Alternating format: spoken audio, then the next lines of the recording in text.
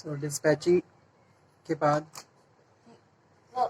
General provisions regarding export import. Import का क्या मतलब होता है? गुड्स को दूसरी कंट्री से खरीदना जिन रिसोर्सेज की हमारे यहाँ स्कैरसिटी होती है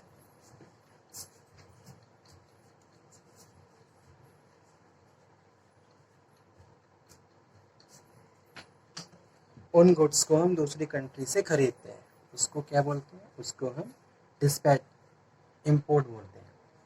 अब यहाँ पे हम डिस्कशन करेंगे general provisions regarding export import. अगर मैं एक्सपोर्ट इंपोर्ट की बात कर रहा हूँ तो कौन कौन से ऐसे जनरल प्रोविजंस हैं जो फॉलो करते हैं एक्सपोर्टर्स और इंपोर्टर्स। ठीक है, export and import free unless regulated. Export import shall be free except in the case when they are regulated by the provisions of policy any other law for the time being force। तो जितना ज़्यादा restrictions को कम किया जाए उतना ज़्यादा freely हम goods को मूव कर सकते हैं from one country to another country. पहले क्या होता था, अगर मैं स्टार्टिंग टाइम की बात करूं तो एक्सपोर्ट को करने के लिए, इंपोर्ट को करने के लिए बहुत सारे रेगुलेशंस, एक तरीके से बैरियर्स लगे हुए होते थे। ठीक है, लेकिन उसका एक एडवर्स इफेक्ट हमारी कंट्री की इकोनॉमी में पड़ता है, क्योंकि एक तो क्या हो जाता है, प्रोसीजर बहुत ज़्यादा टफ हो जाता है, दूसरा नंबर ऑफ रेस्ट्रिक्शंस लगने की वजह से कॉस्ट बढ़ जाती है। तो गवर्नमेंट ने ये डिसाइड किया कि भाई अगर हम इंटरनेशनल बिजनेस को प्रोसीड करना चाहते हैं तो हमें कुछ बैरियर्स को रिड्यूस करना होगा। ठीक है, तो वही चीज़ यहाँ पे हम बात कर रहे हैं कि भाई एक्सपोर्ट एंड इंपोर्ट, गवर्नमेंट क्या करती है, गवर्नमेंट सब्सिडी भी देती है एक्सपोर्टर इंपोर्टर्स को, ताकि फ्रीली वो बेटर तरीके से गुड्स को प्रोड्यूस करके अदर कंट्री में बेच सकें। ठीक है, उसके लिए जो भी पॉलिसी बनाई है और पॉलिसी में जो भी प्रोविजंस है वो सारे प्रोविजंस कम ऑर्गेनाइजेशंस को प्लस जो भी एक्सपोर्टर है उसको फॉलो करने होते हैं। ठीक है, सेकंड क्या है, सेकंड प्रोसीजर है वो है कंप्लायंस का, कि भाई अगर आप कोई भी फैक्ट्री को चला रहे हो तो आपको compliance day to day monthly आपको कंप्लायंस करना होगा।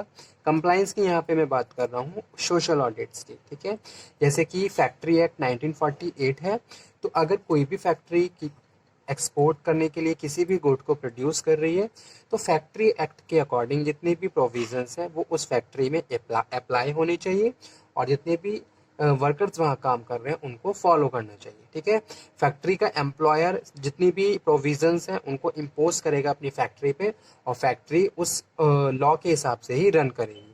So every exporter and importer shall comply with the provisions of Foreign Trade Development and Regulations of the 1992. ठीक है, the rules orders made there under the provisions of the policy and terms and conditions of any license, certificate, permissions granted to him।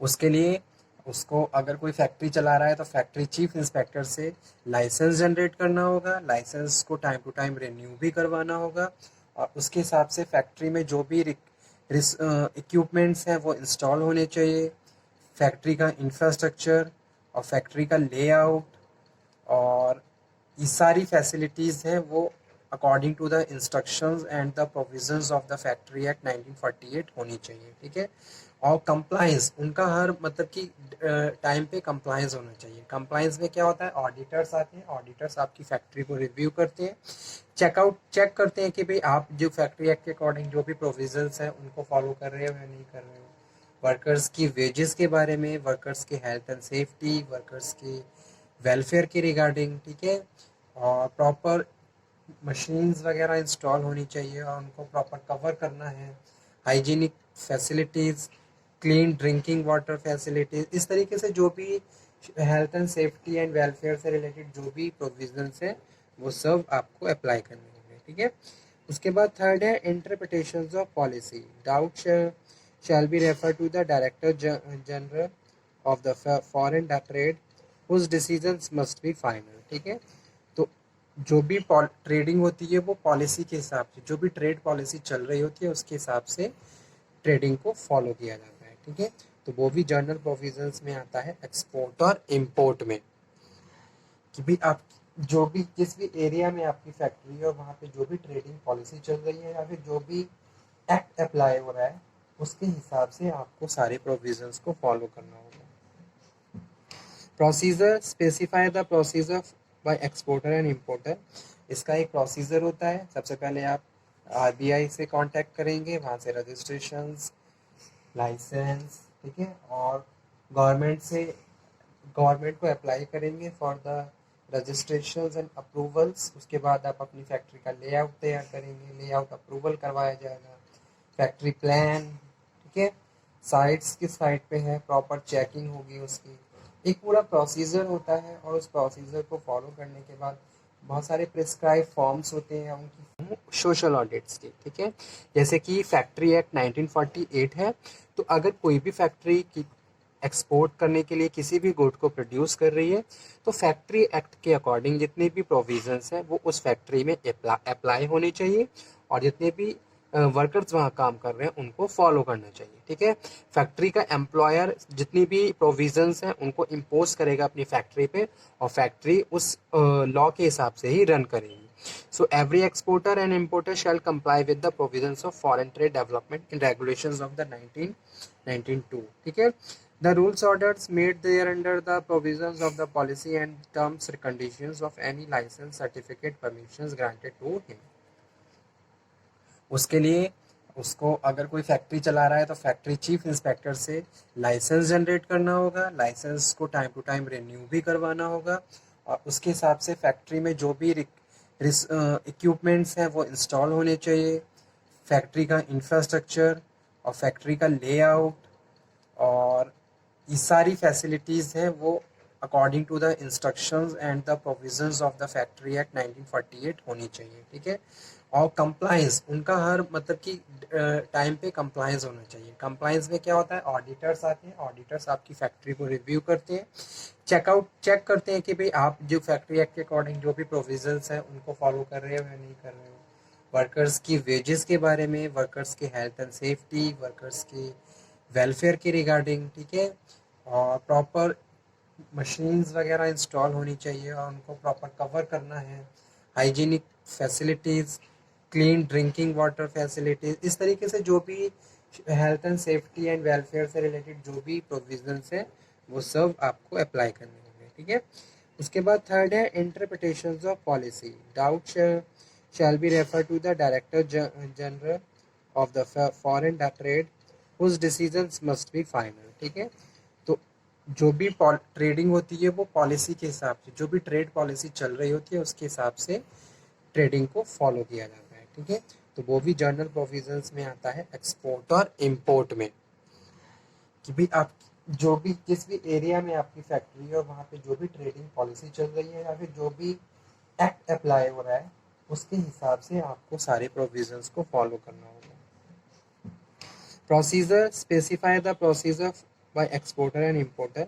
इसका एक procedure होता है। सबसे पहले आप RBI से कांटेक्ट करेंगे, वहाँ से रजिस्ट्रेशंस, लाइसेंस, ठीक है, और गवर्नमेंट को अप्लाई करेंगे for the registrations and approvals. उसके बाद आप अपनी फैक्ट्री का लेआउट तैयार करेंगे, लेआउट अप्रूवल करवाया जाएगा, फैक्ट्री प्लान, ठीक है, साइट्स किस साइट पे है, प्रॉपर चेकिंग होगी उसकी। एक पूरा प्रोसीजर होता है और उस प्रोसीजर को फॉलो करने के बाद बहुत सारे प्रिस्क्राइब फॉर्म्स होते हैं उनकी। Hello everyone, welcome back on my YouTube channel. International trade में आज के लेक्चर में हम लोग डिस्कशन करने वाले हैं journal provisions regarding export import, ठीक है। एक्सपोर्ट इंपोर्ट के जर्नल प्रोविजंस क्या होते हैं ये हम डिस्कशन करेंगे हमारे आज के इस सेशन में। So let's cover. I hope आपने लास्ट लेक्चर अटेंड किया होगा और वो टॉपिक आपको समझ में भी आ गया होगा। और अगर आपको कोई डाउट हो, if you have any problem in the any topic of international trade in the last lecture topic then you can again discuss, ठीक है। आप मुझे कन्वे कर दीजिए ताकि मैं उससे रिलेटेड एक लेक्चर आप लोगों को अगेन डिलीवर कर दूँ, ठीक है। तो आ जाइए आज के सेशन पे जिसमें हम ये डिस्कशन करेंगे अगर एक्सपोर्ट इंपोर्ट की बात करें तो कौन कौन से ऐसे जर्नल प्रोविजंस होते हैं जो इम्प्लाइज होते हैं एक्सपोर्टर और इम्पोर्टर्स पे, ठीक है। तो ये डिस्कशन हम आज के सेशन में करेंगे।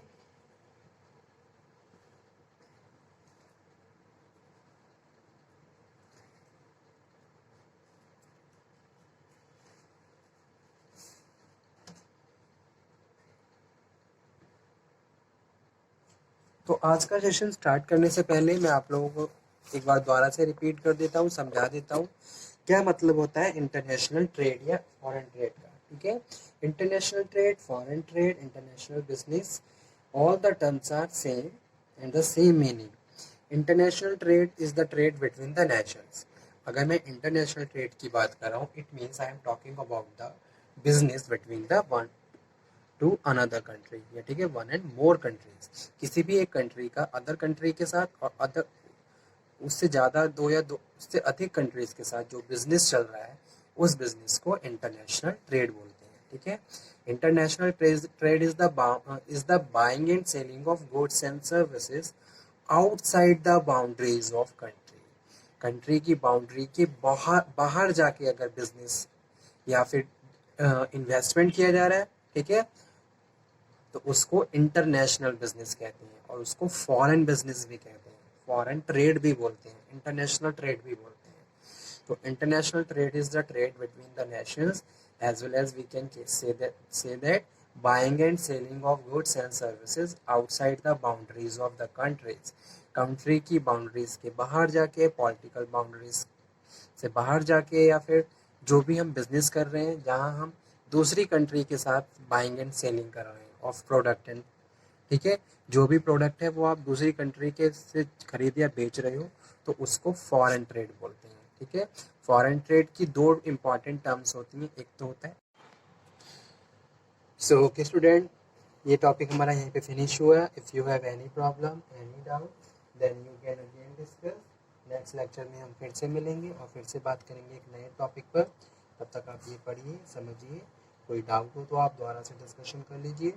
Thank you very much.